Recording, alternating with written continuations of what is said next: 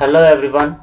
So today we are going to learn this new chapter. This is operating system, and do you know operating system is the main uh, software. It is also known as system software, and system software plays very important role as it it helps in managing the computer resources like keyboard, monitor, mouse, etc. And everywhere like a smartphone, laptop, desktop, palm top, everywhere we have a main software in our devices, that is operating system. So आज हम लोग देखते हैं type of software देखिए क्या क्या होते हैं. So the first one is system software and application software. So let's see what is system software and application software. So system software is the main software of the of device, and see system software can be divided it further into operating system and programming software and utility software. These are the main softwares. Okay, so see the first the definition of system software. A system software is the most important component for running a computer. Part of it is also known as the operating system, which help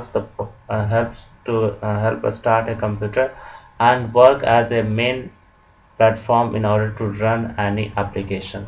सो इस तरह से हम जो अगर जब देखें तो system software main software होता है, और वो एक तरह का प्लेटफॉर्म देता है या एक तरह का मतलब सारी चीज़ को मैनेज करता है, जिससे कि कोई भी दूसरा एप्लीकेशन सॉफ्टवेयर और सारा हार्डवेयर सही से काम कर सके.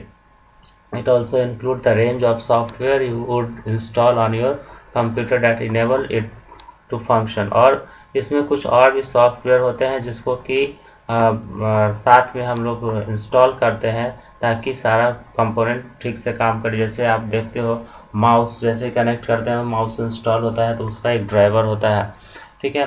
तो वो उस तरह का छोटा छोटा सॉफ्टवेयर इसका और भी साथ में होता है. अब हम लोग देखते हैं इसमें ऑपरेटिंग सिस्टम के बारे में हम थोड़ा सा बता ही दिए थे, और ये इसको हम लोग मेन सिस्टम सॉफ्टवेयर कहते हैं, मेनली यही है.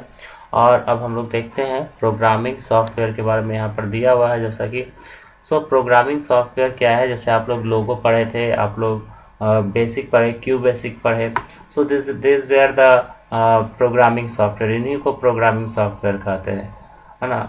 It is a software which helps the programmer in developing other software.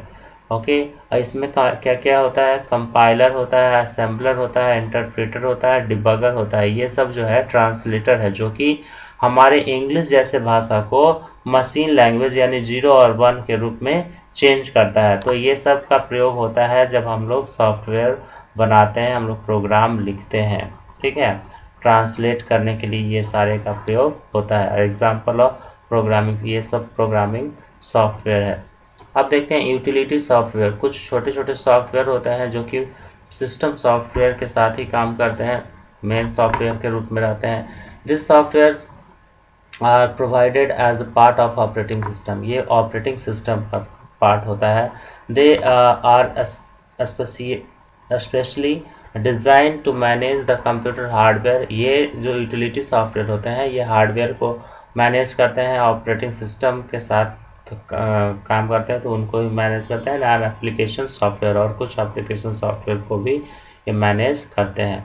तो कुछ जो एग्जांपल है यूटिलिटी सॉफ्टवेयर का वो हम लोग देखते हैं. जैसे एक बैकअप यूटिलिटी. ये क्या करता है, this utility is used for keeping the backup files for emergency. जैसे आप देखिए ये बैकअप यूटिलिटी जो है ना, ये एक ऐसा सॉफ्टवेयर होता है जो हमारे फाइल्स का एक कॉपी जो है बनाकर रख लेता है, ताकि कभी कंप्यूटर ख़राब हो जाए या कभी कुछ दिक्कत हो जाए तो उस केस में उस फाइल को हम लोग दोबारा से देख सके. जैसे आपका कुछ फ़ोटोज़ है, वीडियोज़ है, सॉन्ग्स है या कोई रिकॉर्डिंग है और वो बहुत ही इम्पॉर्टेंट है, तो वो फ्यूचर में आप बाय द वे आपका कंप्यूटर कभी ख़राब भी हो गया और फिर से उसको बनवाए तो आप बैकअप यूटिलिटी सॉफ्टवेयर के माध्यम से आप उसका फिर से उन फाइलों को, उन फोटोज़ वीडियोज़ को वापस देख सकते हो.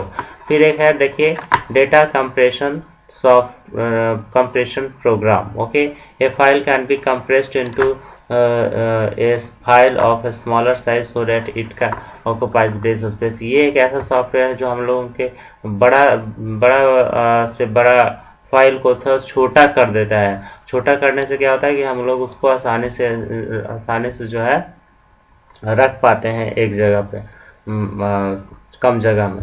अब है एक डिस्क डिफ्रैगमेंटर। डिस्क डिफ्रैगमेंटर क्या करता है?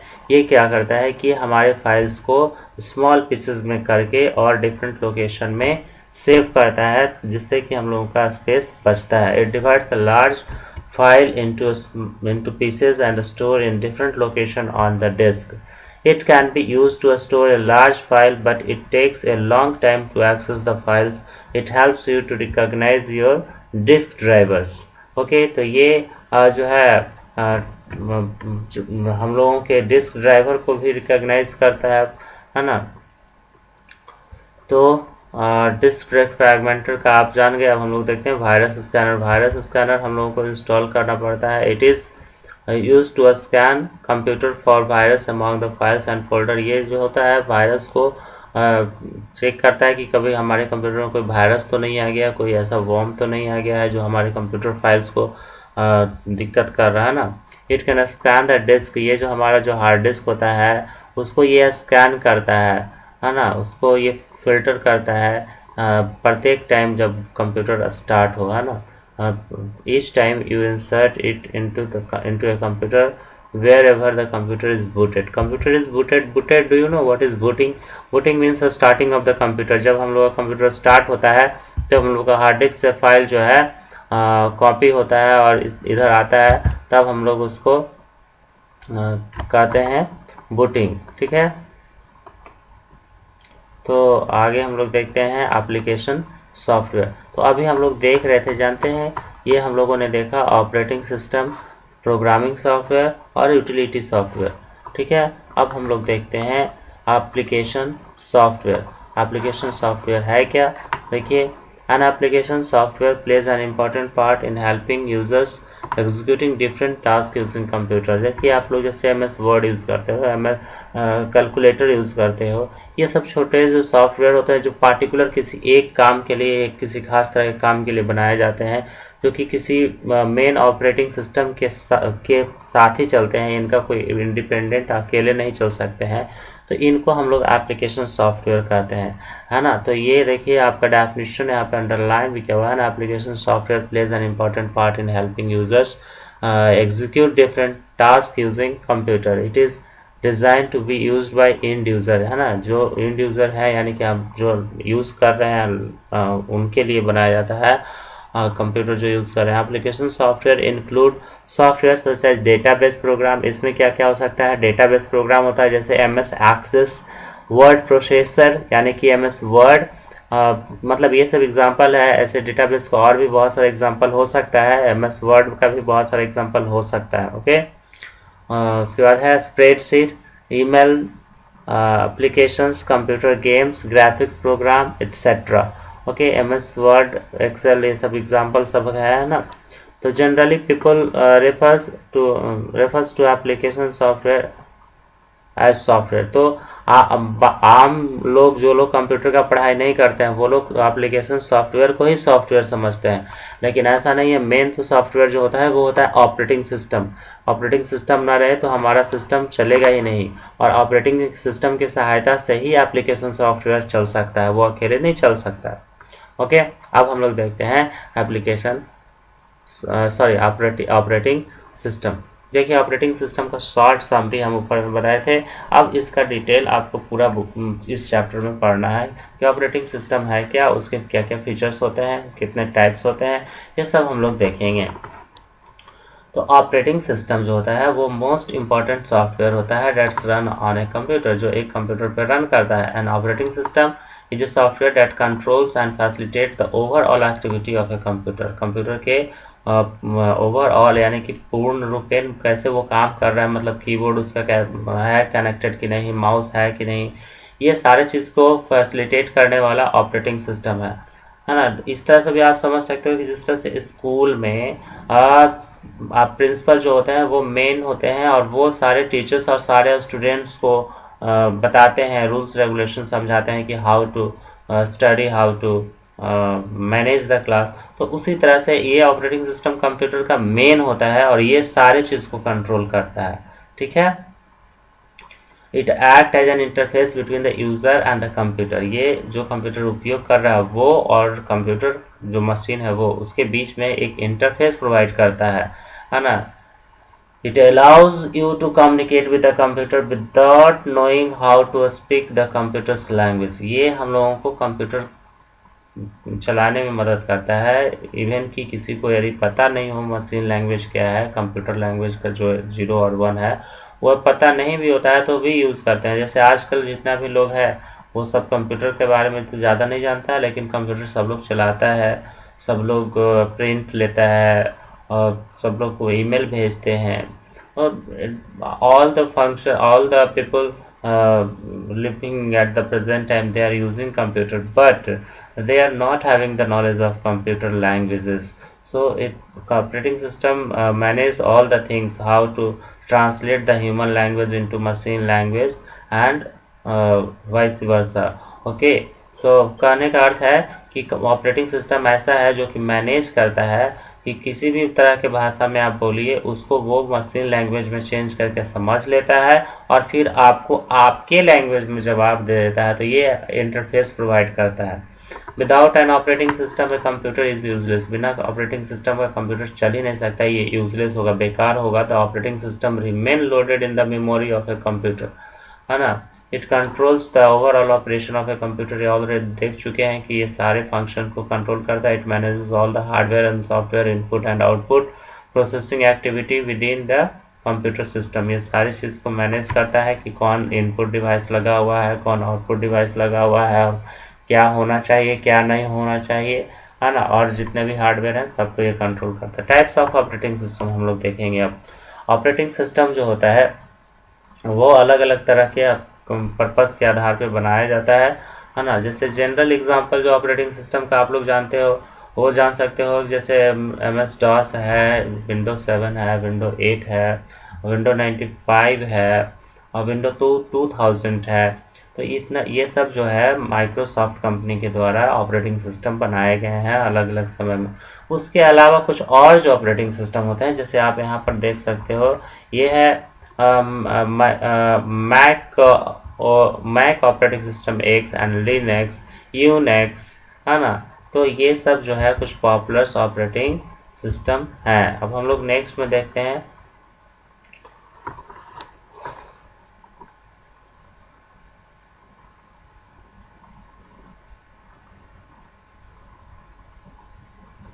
When we wish to work with the Paint program, the operating system allows to use the program from the start menu and open program. To open Paint, we click on Start, All Program, Accessory, Paint.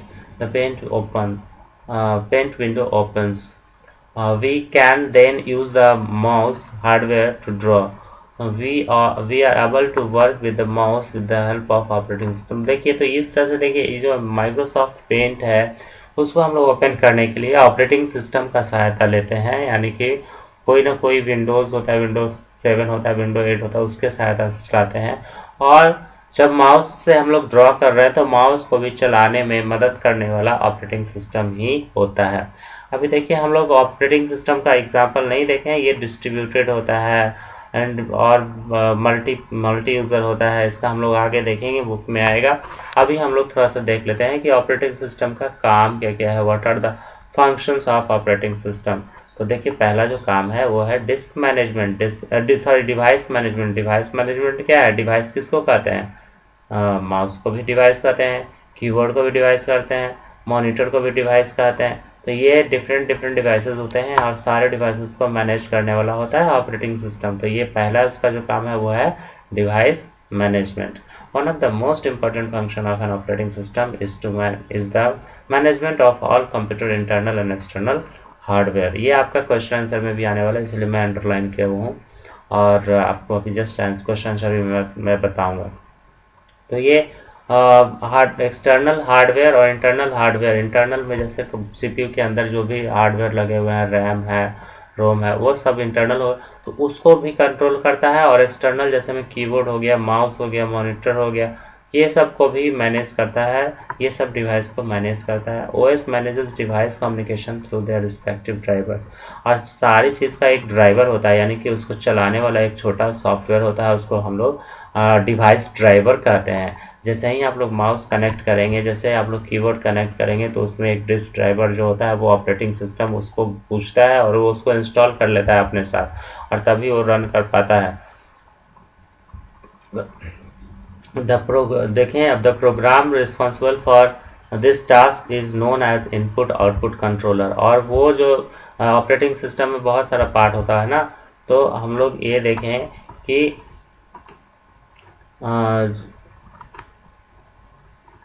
जो part ये device को manage कर रहा है उसको input output controller कहते हैं, है ना।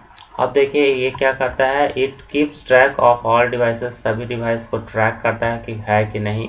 It decide which process gets the device when and how much time, ये भी डिसाइड करता है कि कितना समय के लिए कौन डिवाइस से इनपुट लेना है, आउटपुट देना है। It allocate and deallocate the device in the most efficient way. ये अब जो है ना, कब कनेक्ट करते हैं तो उसको डिवाइस को कनेक्ट करता है, फिर हटाते हैं तो उसको हटाने के लिए भी ये कंट्रोल करता है। सो ये एलोकेट और डीलोकेट दोनों करता है। It control all the connected devices telling them how to operate and interact. ये सारे डिवाइस को बताता है कि किस तरह से आपस में काम करना है। तो इस तरह से कुछ जो है आपका ये बताया गया कि कुछ जो आईओ कंट्रोल का है, इनपुट आउटपुट कंट्रोलर का काम है, वो क्या क्या है, वो यहाँ पर आप देख सकते हो। 1 2 3 4 पॉइंट में दिया गया है। क्वेश्चंस आएंगे तो आपको सॉल्व करना है। अब हम लोग देखते हैं फाइल मैनेजमेंट। तो फाइल मैनेजमेंट क्या होता है? फाइल आप लोग जानते हो, फाइल जो होता है वो म्यूजिक का हो सकता है, टेक्स्ट का हो सकता है, जैसे MS वर्ड में कुछ लिखते हैं, कोई वीडियो होता है वो भी एक फाइल होता है। मतलब फाइल डिफरेंट टाइप्स के होते हैं। तो फाइल को हम लोग ना ऑर्गेनाइज करते हैं। जैसे आप अपने कंप्यूटर में जब माई डॉक्यूमेंट खोलते हैं तो वहाँ पे 4 कैटेगरी आ जाता है। वहाँ पे ऊपर पे वीडियोस, ऑडियोज, फोटोज और डॉक्यूमेंट्स, टेक्स्ट, है ना। 4 इस तरह से कैटेगरी होता है। तो हम लोग फाइल को मैनेज करके रखते हैं। तो कंप्यूटर भी सारे फाइल्स को मैनेज करके रखता है ना। ये क्या क्या करता है देखिए यहाँ पे अंडरलाइन किया हुआ है। A file system is normally organised into directories. Directories में मतलब फोल्डर्स में ये रखता है ना, for easy navigation and use, ताकि आसानी से लोग इसको यूज़ कर सकें, देख सकें।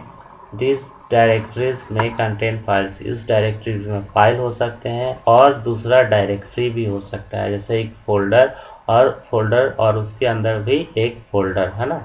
The collective facilities are often known as a file system. ये जो फैसिलिटी होता है कि एक फोल्डर के अंदर दूसरा फोल्डर और उसके अंदर फिर फाइल, इस तरह से हम रख सकें, उसको हम लोग फाइल सिस्टम कहते हैं।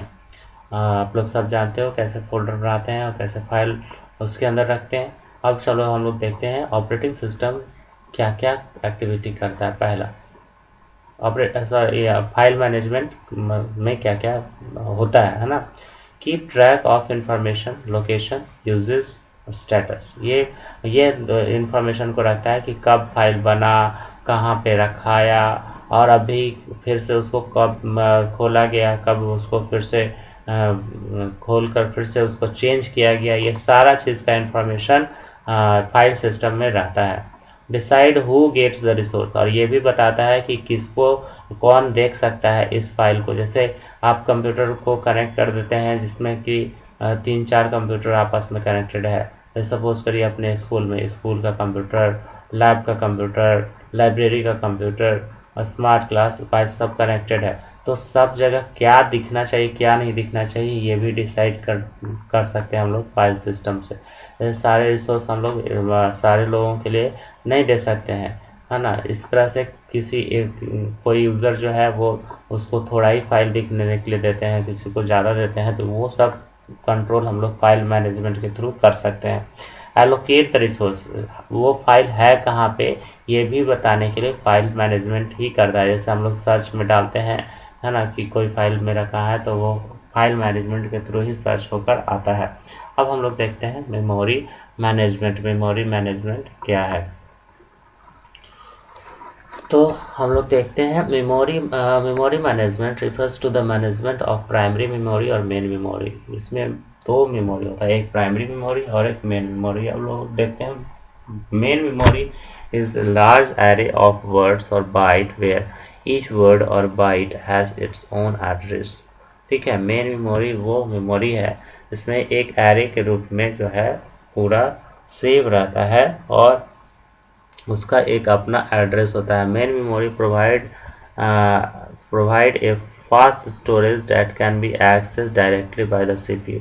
ठीक है, तो ये बहुत ही फास्ट स्टोरेज देता है जिससे कि हम लोग फाइल्स को डायरेक्टली एक्सेस कर सकते हैं, सीपीयू डायरेक्टली उसको एक्सेस कर सकता है। So a program to be for a program to be executed it must be in the main memory. तो इसीलिए प्रोग्राम जो रन करते रहता है, चलता है, उसको हम लोग वो जो है ये मेन मेमोरी में होना जरूरी है। Operating system keep track of primary memory, that is what part of it are in use by whom and what part are not in use. तो ये जो मेमोरी मैनेजमेंट है, तो मेमोरी मैनेजमेंट के थ्रू ऑपरेटिंग सिस्टम क्या करता है कि ये ट्रैक रखता है कि कौन सा प्राइमरी मेमोरी से कौन सा भाग चलेगा, कौन सा भाग नहीं चलेगा।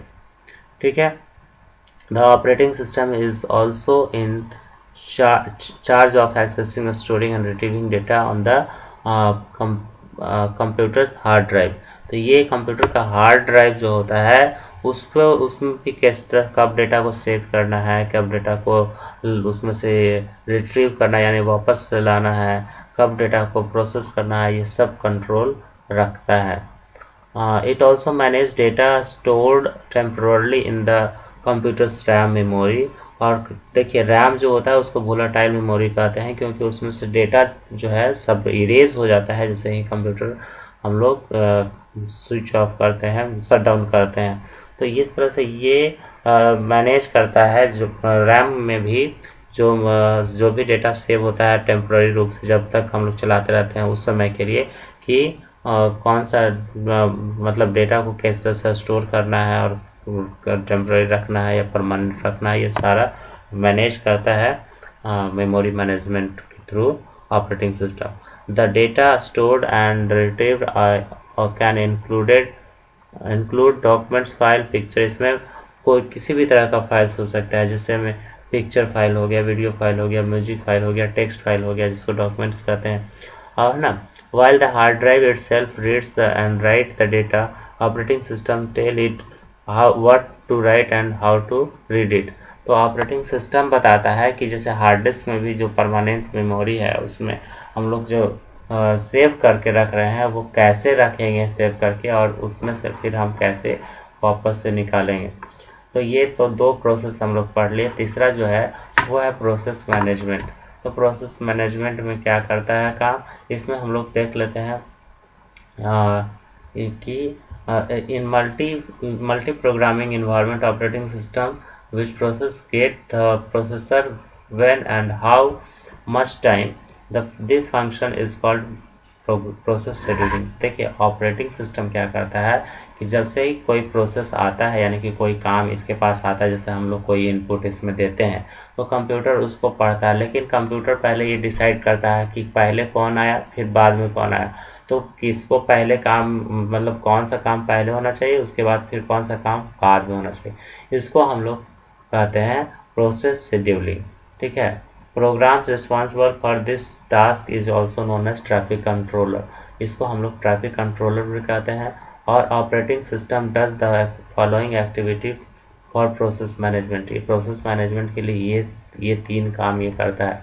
It keep track of processor and status of process.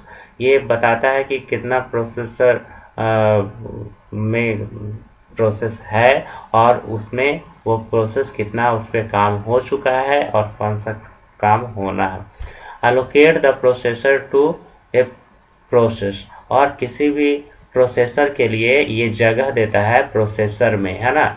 ये कहता है कि हाँ अब ये काम जब बाय द वे कोई ख़त्म हो गया तो दूसरा काम को लाने के लिए, ठीक है। Deallocate processor when processor is no longer required. अब बाय द वे कोई काम आया ही नहीं, कंप्यूटर में अभी कोई इनपुट आया ही नहीं, तो उस समय फ्री है, तो उस समय के लिए ये प्रोसेसर को फ्री भी करता है। अब देखिए ये हम लोग ने तीन और चार देख लिए ऑपरेटिंग सिस्टम का जो काम है वो। अभी हम लोग एक नया देखते हैं कि ऑपरेटिंग सिस्टम और क्या काम करता है। ये सिस्टम का रिसोर्स मैनेजमेंट का काम करता है। देखिए यहाँ से हमने अंडरलाइन किया, ये इंपॉर्टेंट पॉइंट है। Operating system does the following for resource management. Resource management के लिए ये दो काम करता है। It manages computer resource allocating them as needed. ये कंप्यूटर का कीबोर्ड, माउस, मॉनिटर किसको यूज़ करना है, कौन सा जगह पे यूज़ करना है, ये मैनेज करता है सिस्टम रिसोर्स मैनेजमेंट के थ्रू, है ना। Crucial operation are given priority, और जैसे कोई काम जो है बहुत ही ज़रूरी है ना, कंप्यूटर में भी ऑपरेटिंग सिस्टम जो है ना पहले डिसाइड करता है कि कौन काम सबसे ज़्यादा ज़रूरी है, उसको सबसे पहले काम करता है, ठीक है। उस पर डिटरमिन करता है the importance of the process program.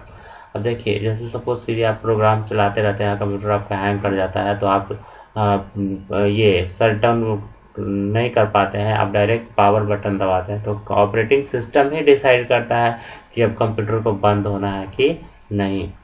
अब देखिए प्रोग्राम कंट्रोल, प्रोग्राम कौन सा चलेगा कौन सा नहीं चलेगा, इसको भी कंट्रोल करने के लिए ऑपरेटिंग सिस्टम डिसाइड करता है, ठीक है। और लास्ट है नेटवर्क कम्युनिकेशन। नेटवर्क कम्युनिकेशन में क्या है कि ये इससे यह पता चलता है कि जो है हमारा कंप्यूटर जो है इंटरनेट से जुड़ा हुआ है या दूसरे कंप्यूटर से जुड़ा हुआ है कि नहीं, उसको या कैसे जोड़ेंगे उसको कंट्रोल करने के लिए नेटवर्क कम्युनिकेशन होता है। इसको हम लोग देख लेते हैं। Network card such as ethernet port and wireless LAN card have the tools to connect with the network but need the operating system to direct their communication directly, so for communication can be exchanged। तो देखिए क्या है कि CPU में तो already दिया हुआ रहता है कि हम लोग लैन को कार्ड यूज मतलब लैन कार्ड के थ्रू कनेक्ट कर सकते हैं, इथरनेट के थ्रू कनेक्ट कर सकते हैं, इथरनेट पोर्ट के थ्रू, है ना, इंटरनेट कनेक्ट करने के लिए या दूसरा सिस्टम को जोड़ने के लिए। लेकिन इसके लिए ऑपरेटिंग सिस्टम की ज़रूरत पड़ती है। बिना ऑपरेटिंग सिस्टम के हम लोग कम्युनिकेशन नेटवर्क से नहीं कर सकते। The operating system facilitate network communication by enabling connected network device to communicate with the computer and with any program that require them, है ना। यानी कि ऑपरेटिंग सिस्टम नेटवर्क कम्युनिकेशन को इनेबल करता है, यानी कि एक कंप्यूटर को दूसरे कंप्यूटर में जोड़ने के लिए मदद करता है, और वो जो है ये करता है एंड विथ एनी किसी भी डिवाइस जैसे मॉनिटर हो गया, माउस हो गया, ये सब भी तो CPU से कनेक्ट होता है, तो उसको भी कनेक्ट करने के लिए और दूसरा सिस्टम को भी कनेक्ट करने के लिए मदद करता है। Operating system also interpret the information. ये इंटरप्रेट मतलब क्या होता है, समझना, है ना। किसी चीज़ को ये समझता भी है इंफॉर्मेशन को, एंड डेट कम्स इन जो इसके पास आता है, और ये डिसाइड करता है कि इसको इंस्टॉल करना है या डिस्प्ले करना है, क्या करना है ना, किस इंस्टॉल्ड प्रोग्राम के थ्रू इसको डिस्प्ले करना है, ये भी डिसाइड करता है। जैसे आपका वीडियो का फाइल है तो वो आपका टेक्स्ट फाइल MS वर्ड में नहीं ना खुलेगा, वो तो आपका किसी वीडियो प्लेयर में खुलेगा। तो इस तरह से ये डिटरमिन करता है कि किस फाइल को किसके थ्रू दिखाना है। अब हम लोग ब्रेन बूस्टर देखते हैं जो कि अभी का लास्ट पार्ट है ना। तो अब इसमें देखिए ट्रू फॉल्स में क्या है। पहला है a system software is the most important component for running a computer. बिल्कुल ये बहुत ही महत्वपूर्ण है, तो इसलिए पहला हो गया ट्रू। दूसरा है backup utility is used for creating new file. Backup utility जो है नया फाइल को बनाने में मदद करता है। नहीं, ये बैकअप फाइल जो होता है ये हमारे बने हुए फाइल को ये स्टोर करके रखने में मदद करता है, जिससे हमारा कंप्यूटर कभी ख़राब हो जाए तो बैकअप फाइल से हम दोबारा से उस फाइल को ला सकें और देख सकें। तो ये दूसरा हो जाएगा फॉल्स। तीसरा number, memory management refer to the management of primary और मेन मेमोरी। बिल्कुल सही, प्राइमरी या मेन मेमोरी को मैनेज करने के लिए मेमोरी मैनेजमेंट का उपयोग करते हैं। तो ये ट्रू हो जाएगा 3 नंबर।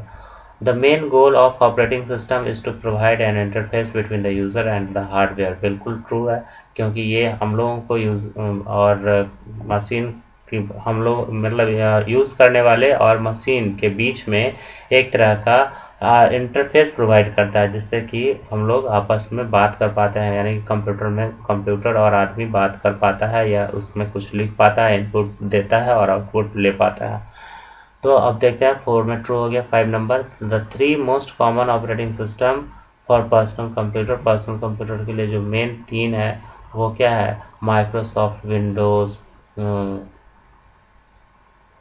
Blackberry, Android. क्या यह सच है? तो आप देखिए, एंड्रॉयड तो मोबाइल में यूज़ होता है, ठीक है। तो कंप्यूटर के लिए जो मेन जो है सॉफ्टवेयर था वो आप देख सकते थे कि दूसरा था, है ना। तो इसमें हम लोग लास्ट में कर देंगे फॉल्स, क्योंकि विंडोज़ तो सही है लेकिन ब्लैकबेरी और एंड्रॉयड ये मोबाइल फ़ोन्स के लिए ज़्यादा होता है यूज़। तो पर्सनल कंप्यूटर्स में हम लोग ब्लैकबेरी नहीं होता है, इसलिए इसको हम लोग फॉल्स कर देंगे। अब हम लोग नेक्स्ट क्लास में पढ़ेंगे, नेक्स्ट वीडियो में पढ़ेंगे types of operating system. So thank you children, keep doing. I'm giving you the second video very soon and prepare for your examination. Thank you.